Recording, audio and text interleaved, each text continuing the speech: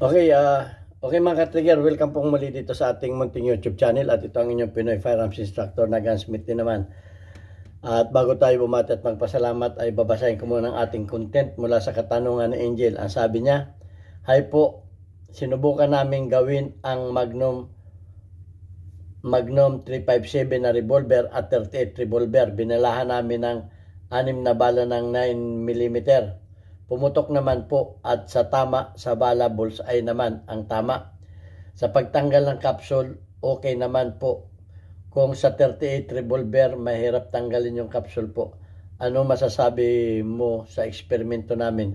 Baka pwede ka gumawa ng video." Po, salamat. God bless you. Okay. So, gagawa natin ng videos yan. At bago natin yan ang kasagutan ko dyan ay pwede at pwedeng hindi. Mamaya masalaman ninyo kung pwede at pwedeng hindi. At malalaman ninyo ang aking advice mamaya. So, bago yan ay pasasalamatan ko muna kayo sa inyong paglalike at pag-share ng ating mga videos dahil dumarami ang ating mga subscribers. At maraming salamat doon sa mga hindi nag-skip ng ads dahil nadadagdagan yung ating revenues na kung saan ang ating kinikita dyan ay tinutulong natin sa ating mga beneficiaries, 6 na estudyante na anak ng mga single parent. Lalo tigit,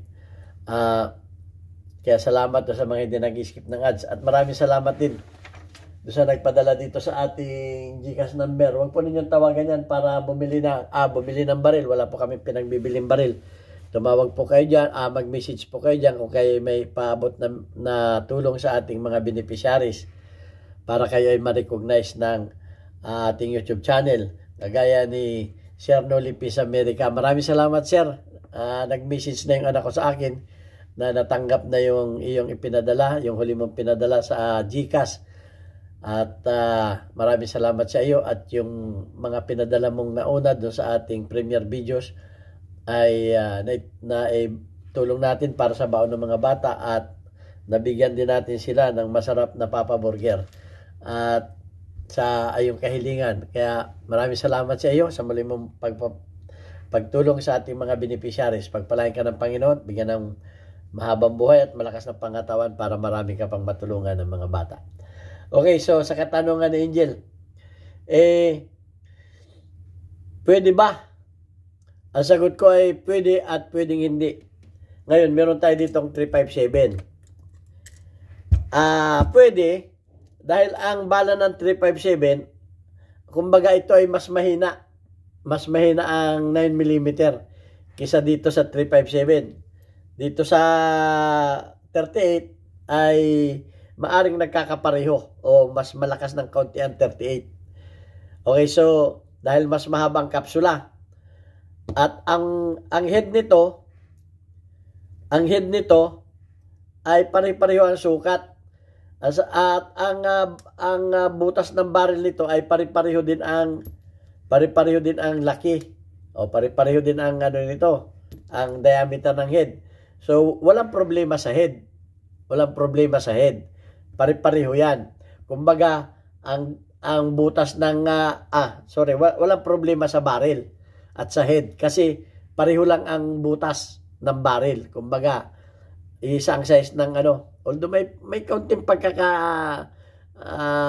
ganggabuhok na yan, pero hindi na big deal. So pareho lang ang baril niya, ang butas ng baril. So ang problema diyan ay sa cylinder. Okay, dahil ang pinag-uusapan ay itong 9mm kakasya ba sa cylinder? Okay. So sinukat ko ito ay medyo malaki ang kapsula ng 9mm. Malaki ng konting-konti. So pwede mo naman yang pwersahin o pwede mong medyo linisin yan o huningin yan para kumasya yan. Medyo may konti lang. Okay. So halimbawa na ang magiging problema mo dyan ay itong rim. Dahil itong kapsula ng ay meron siyang sasabitan. So sa pag-eject, sa pag-eject, sasabit ito, oh. Itong ejector niya, yan. Kumbaga itong ejector niya ay sasabit. Pero itong 9mm ay hindi sasabit. Hindi siya sasabit, diretsuhan siya. Okay, wala. Ito kasi pantay. Ayan o. Itong 38 at 357, ito may rim. May rim ito. Sasabit yung kanyang extractor. Okay, sasabit yung kanyang extractor. So, ano ang gagawin mo dyan para magamit mo ito sa revolver, itong 9mm. So, gumagamit yan ng clip, moon clip. Ito. Nilalagay yan dito, oh. Nilalagay yan dito. Para sa pag-extractor. Yan ang magiging extractor. Nilalagay yan dito. Yan, nilalagay yan dyan. Para, yan, nakalagay yan dyan. Para pag-eject yan, sasama yung basyo. Okay? Moon clip ang tawag dito. At yan ang maghahawak sa kanyang kapsula o sa kanyang bala. Yan. So, para sa akin, mahirap magbala ng ganito. Hindi naman ito speed loader eh. Mahirap itong ibala. Lalagay mo pa isa-isa dyan. Oh. Mahirap yan. Para mo ngayon, ipapasok mo ngayon yan dun. Sa bula. So, napakahirap. Hindi ka mukha nitong, salpak lang ng salpak. Kaya para sa akin, hindi ko na-advise. Available naman ang mga bala nito. Total, sinabi naman ni Angel na experiment lang yung ginawa nila. Pero pa pwede nga. Basta't meron kayo nitong moon clip na to. Ito. Kasi mahirapan kayong magtanggal ng basyo niyan. O di kaya, baka pag tinamaan ito ng firing pin, baka pumasok lahat ito dito sa pumasok lahat sa loob ng cylinder. So, hindi naabutin niya ng hindi naabutin ng firing pin yan. So, yun ang masagot ko. Pero, suma total, hindi ko na i-advise na gumamit kayo nito sa Kung kayo mag-experiment, ay sasabihin ko sa inyo na pwede yan. Pero kung halimbawa, mag-experiment kayo at paluluangin pa ninyo itong butas nito, di sisirain ninyo ang niyan. Sisirain ninyo ang butas ng cylinder niyan. Kung halimbawa, yung inyong cylinder ay medyo sikip yung kamukha nito, medyo sikip. Ayaw ko na magpwersa niyan at mahirap magtanggal, lalo kung live yan. Hindi ko naman i-advise sa inyo na paluangin ninyo ito ng kaunti, huningin ninyo ng kaunti yan para kumasya ito. Hindi ko naman i-advise yun kasi pang 38 yan eh. Pang 357 yan eh. Bakit ko naman i-advise sa inyo ganun? So, kumbaga hindi advisable. Bagaman po pwedeng pumutok at hindi makakasira sa baril. Dahil nga ito ay mas mahina kisa dito sa mga bala na ito. So, yun ang aking kasagutan dyan. At ang isa pa magiging problema mo dyan ay paano kung nagamit mo sa crime. Ginamit mo self-defense. Pinorinsik yung baril mo. Bakit yan ay 357? Bakit 38 yan? Bakit ang balang nakuha dyan ay o ang nakuhang shield dyan ay pang 38? So, baka sa gagaling ng abogado natin, baka mabutasan ka. O baka may problema. Hindi ko naman sinasabi na yan. Alamin pa natin ang batas tungkol dyan. Siyempre, maglalaban pa dyan, abogado, husgado yan. 38, 357 ang baril, ang balang nakuha ay 9mm. So, questionable pa yan. Kung bakit yan ay nagkamero ka ngayon ng conversion. May mga conversion kasi na bawal. So, hindi na natin tatalakayin yan. Ang tanong lang naman ni Angel ay pwede ba? Kaya yun ang sagot dyan. Pwede yan kung ito ay papasok sa cylinder. At hindi ko naman i-advise na palakihin pa ninyo yung butas ng cylinder. Magkakaproblema kayo dyan. Okay? Kung pumasok man ito doon sa cylinder ng inyong baril, gagamit kayo ng moon clip para yan ay ma-extract. Kasi hindi yan may extract, hindi yan sasabit. Kasi ito, may sabitan na, may talagang sabitan na ito. Okay, may sabitan na talaga ito ng ano. So yan ang magiging, yun ang kasagutan ko dyan. At doon sa experiment ni Angel, walang problema yon. Hindi makakasira ng baril. Ang masasabi ko diyan, hindi makakasira ng baril dahil nga mas mahina ito kisa dito sa bala na 357 at 38. Mas mahina ito. Ang powder nito ay mas maliit ang nito, ang cartridge. So yun ang aking kasagutan diyan, hindi makakasira ng baril. Pero wag na ninyong paluangin pa yung cylinder para lang kayo makagamit nito.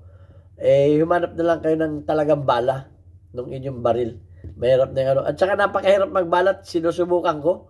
Mahirap mahirap, mabagal Pag naubusan ka ng bala na, kumbaga hindi worth Hindi worth. Hindi ba dapat kung magko-convert ka yung yung mas mabilis, mas magandang gamitin, yung mas maalwan. Hindi. Nagko-convert ka para mahirapan ka pa Mahirapan ka mag-extract ng bala. Mahirapan ka magbala. Mahirapan ka mag-load. Dahil nga, may mga gagamitin ka pang moon clip. Ay pwede namang bala na lang, ang original na bala na lang gamitin mo. Baka maging questionable pa yan pag nagamit mo yan sa crime. Yung pang mga isang tanong yan. Kahit hindi tayo abogado, ay magiging butas yan pagdating sa korte. Kasi makukulit ang mga abogado pagdating sa ganyan. Hahanapan ka ng butas niyan. Bakit ganun ang nangyari? So, ayun. Ang kasagutan ko dyan. Pero sa experiment ni wala akong masasabi doon. Hindi ko sasabihin na mali yung ginawa niya experiment dahil ang sabi naman niya, experiment lang daw naman yun. Pero hindi ko advise na gawin ninyo sa mga baril ninyo yun. Para magpakahirap pa kayo na gumawa nitong moon clip, magpakahirap pa kayong magbala, magpakahirap pa kayo para mag-load at mag-eject. Pag ito'y nalaglag pa, hanapin pa ninyo ito sa dilim, wala na. Pag ito'y nawala na, kailangan marami kayong reserva nito. So, yun lang ang masasabi ko sa katanungan ni Angel. At sana nabigyan din kayo ng, wala namang masama magtanong. At kanya-kanya tayo ng opinion. Kung ang opinion ninyo ay ganun, so be it. Opinion ninyo yan. Ito yung opinion ko. Wala namang yan, personalan. At paglilinaw lang. Ang sa akin lang, kung tayo magko-convert, yung hindi tayo magkakaproblema, mas madaling gawin, mas mapapabilis yung pagbabala natin, mas mapapaganda yung paggamit natin. Pero sa nakikita ko yung mga ganyan, mas may hirapan pa tayo. So yun lang ang gusto ko iparating sa inyo. At kaya nga sagot ko dyan ay pwede at pwedeng hindi. Wala namang problema kung gumamit kayo niyan, kung mapapagkasya ninyo doon sa inyong revolver. Pero medyo gagamit pa kayo nitong, kung hindi man kayo makagamit nito, baka hindi naman ninyo ma-eject. Paano kung magre-reload kayo? Di ba, mahirapan lalo kayo. So yun lang ang kasagutan ko dyan. At maraming salamat sa iyo, Angel, at sa iyong experiment. Wala namang masama doon sa ginawa mong experiment. Kung yun ay nagawa ninyo, ay hindi naman makakasira ng baril yun. Okay? Para sa akin. Yun ang aking opinion. So, tingnan na lang natin yung ating community spotlight.